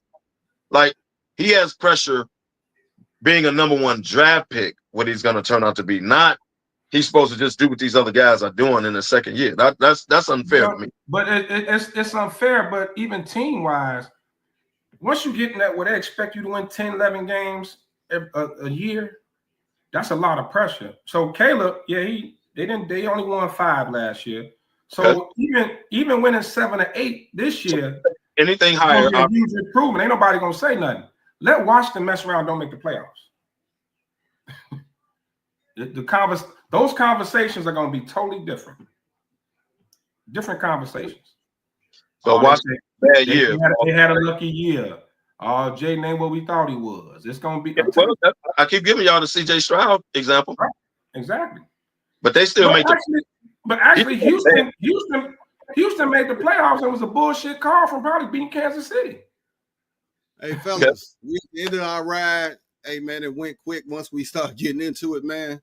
But we need to give our parting shots, man. KDL, it's on you. Hey, shout out to everybody, man. Appreciate the ride. Appreciate y'all tuning in and comments and all that every week. Enjoy y'all Saturday. Hey, shout out to Swig. Happy birthday, bro. A lot of birthdays coming up. Sick of y'all already. But happy Saturday. Thanks for tuning in. Lefty. Hey, man, happy Saturday. Next weekend, man. 10-year anniversary, man. Toast to 10. Fellas, man, we're going to do it big, man. Come join us. Carlisle, Saturday 2 to 8. Palm Lake, Sunday from noon until dusk. So, man, come out, celebrate with us. Got a dope DJ line up for y'all, man. Shout out to everybody. Happy birthday, Swig. And especially, man, happy Father's Day to all the fathers out there. Happy Father's Day there. Hey, Chris, happy birthday to you as well. RJ, all the fellas that are on this June ride that y'all about to be on. Kev, DY coming up. Everybody, yeah. Chris, happy birthday, fellas. Where there's smoke, there's the fellas. 10 years, baby. Toast to 10, baby. Let's get to July. Give it a shout out. Give it a